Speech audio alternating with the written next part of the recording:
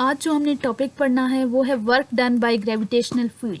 पहले हमने work done by variable force पढ़ा था, उसके बाद हमने पढ़ा था कांस्टेंट फोर्स, और अब हम लोग पढ़ रहे हैं work done by gravitational field. Gravitational field की वजह से जो वर्क डन होगा हमने उसको फाइंड आउट करना है। सबसे पहले यहाँ पे ग्रेविटेशनल फील्ड के बारे में बात कर रहे हैं। तो ग्रेविटेशनल फील्ड क्या होती है कि ऐसी फील्ड जो कि बॉडी पे एक्ट कर रही हो और उसकी ग्रेविटेशनल फोर्स की वजह से जो फील्ड प्रोड्यूस होती है उसको ग्रेविटेशनल फील्ड का नाम देते हैं। When an object is moved in the gravitational field, the work is done by the gravitational force. अगर कोई भी बॉडी मूव कर रही है ग्रेविटेशनल फील्ड की वजह से, तो उसका जो वर्क डन होगा वो किसकी वजह से होगा? वो ग्रेविटेशनल फोर्स की वजह से होगा। अब यहाँ डिस्प्लेसमेंट के बारे में बात कर रहे हैं कि अगर डिस्प्लेसमेंट जो है वो ग्रेविटेशनल फोर्स की डायरेक्शन में होगा तो वर्क क्या होगा? पॉजिटिव होगा। और अगर displacement against the gravitational force होगा, वो उसकी डायरेक्शन में नहीं होगा, तो वर्क हमारा क्या होगा? नेगेटिव होगा। इसके बाद उन्होंने एग्जांपल लिया है कि फॉर एग्जांपल के एक मैस है जिसको जो उसकी क्या वेलोसिटी कांस्टेंट है और वो एक पॉइंट है, पॉइंट ए से पॉइंट बी तक उसको क्या कराना है? मूव कराना है। तो उसके दरमियान में वेरियस उसके पाथ आ रहे हैं। यहाँ पे उन्होंने पाथ 1 उन्होंने मेंशन किया है, पाथ उन्होंने 2 मेंशन किया है, 3 किया है, ठीक है। तो उसमें वो सबसे पहले बता रहे हैं कि from path a point A to B along various path in the presence of gravitational force. यहाँ पे क्या हो रही है? ग्रेविटेशनल फोर्स है। अब यहाँ पे ग्रेविटी आ गया, मतलब कि इसमें क्या होगी? हाइट भी मेंशन होगी। इन्होंने साथ में हाइट भी उन्होंने मेंशन कर दी है। In this case the gravitational force is equal to the weight mg of the object. अब आपको पता है कि फोर्स किसकी इक्वल होती है? फोर्स होती है F is equals to ma। यहाँ पे ग्रेविटी की बात हो रही है तो हम एक्सेलरेशन को किस में चेंज कर देंगे? जो ग्रेविटेशनल फोर्स होगी वो किस में चेंज हो जाएगी? mg में, ठीक है। अब इसके बाद वो आगे बात कर रहे हैं the work done by the gravitational force along the path ADB। अब यहाँ पे आपको शो हो रहा होगा ABCD। अब सबसे पहले आपने इन चीज़ों को लेना है ADB को, और इसका आपने क्या फाइंड आउट करना है? वर्क फाइंड आउट करना है। तो यहाँ पे आपको नज़र आ रहा होगा कि A और D जो हैं वो, और जो आपकी ग्रेविटेशनल फील्ड है, फोर्स है mg जो है, वो आपस में क्या आ रहे हैं? परपेंडिकुलर आ रहे हैं, ठीक है। उनकी कुछ इस तरह AD और जो mg है ये आपस में क्या आ रहे हैं? परपेंडिकुलर आ रहे हैं। तो इसका आंसर क्या आ जाएगा हमारे पास? 0, 90। आपको पता है अगर आपके पास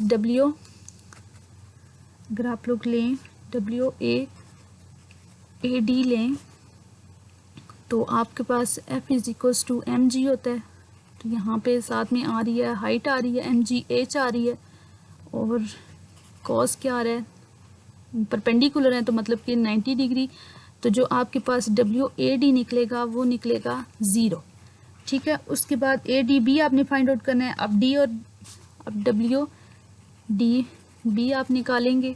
WDB ये आपस में क्या है? ये दोनों पाथ आपस में पैरेलल हैं, तो इसकी वजह से इसका क्या आएगा? यहाँ पे हम लोग इसका 180 लेंगे, ठीक है। कॉज हमारे पास क्या आएगा? 180 डिग्री, और कॉज 180 डिग्री हमारे पास क्या होता है? -1। तो यहाँ पे -mgh आएगा। इन दोनों वर्क को ऐड करेंगे कि WADB टोटल फाइंड आउट करना है। तो WAD प्लस WDB ये आपके पास आ जाएगा 0 प्लस माइनस mgh। तो WADB ये आपके पास निकल आएगा -mgh, ठीक है। ये वाली इक्वेशन आपके पास फाइंड आउट हो गई है। उसके बाद आपने दूसरी तरफ आपने वर्क फाइंड आउट करना है इसकी तरफ, ठीक है, ACB की तरफ। तो वो भी आप ऐसे ही फाइंड आउट करेंगे। अब इसमें CB और MG जो हैं ये आपस में एक दूसरे के परपेंडिकुलर आ रहे हैं, तो परपेंडिकुलर आने की वजह से इनकी वैल्यू 0 हो जाएगी। और AC और पाथ 3 जो हैं ये आपस में क्या है? इसके पार्ट 2 और पार्ट 3 आपस में पैरेलल हैं एक दूसरे के, तो इनकी वैल्यू क्या आएगी? -mgh निकलेगी। वो आप यहाँ से खुद निकाल सकते हैं। WACB is equals to WAC plus WCB, ठीक है। इनकी वैल्यूज़ आप ऐड करेंगे तो ये आपके पास निकल आएगा। ये दोनों का वर्क निकल आया। अब आपने जाना था पाथ A से B तक, तो आप क्या करेंगे? एज को आप यहाँ पे उन्होंने क्या किया कि डिफरेंट उन पॉइंट्स को नेम दे दिए। ये हाइट पे जा रहे हैं तो इन्हें हाइट को इन्होंने ये से मेंशन कर दिया del y1 del y2 del y3, तो ये सारे क्या बन जाते हैं, ये हाइट की इक्वल होते हैं। ठीक है, तो उन्होंने बताया है कि जो वर्क आपका WACB में लग रहा है और जो वर्क WADB में लग रहा है वही वर्क WAB में भी लग रहा है। इन तीनों की वैल्यू क्या आ रही है, -mgh वैल्यू निकल रही है। ठीक है, अब उन्होंने यहाँ पे उन्होंने क्या बताया है, work done in the earth gravitational field is independent of the path, कि जो वर्क डन जब gravitational field work done by gravitational field होता है तो वो पाथ पे डिपेंड नहीं करता, वो उसके पाथ पे डिपेंड बिल्कुल भी नहीं कर रहा होता।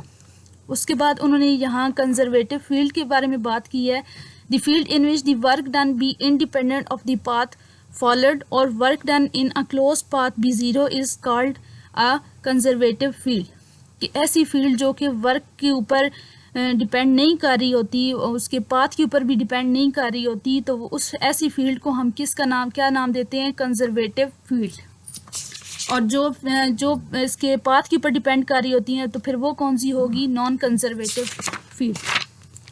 ये देखें, the frictional force is a non conservative force because if an object is moved over a rough surface between the two points along different path, the work done against the frictional field certainly depend on the path followed, कि कोई भी अगर कोई rough surface पे अगर हम किसी object को मूव करा रहे हों तो वो उसके पाथ के ऊपर डिपेंड कर रही होती है, तो ऐसी फील्ड को हम लोग क्या बोलते हैं, नॉन कंजर्वेटिव फोर्स। और इसके साथ आपने ये कंजर्वेटिव और नॉन कंजर्वेटिव फोर्सेस का टेबल आपने देख लेना है।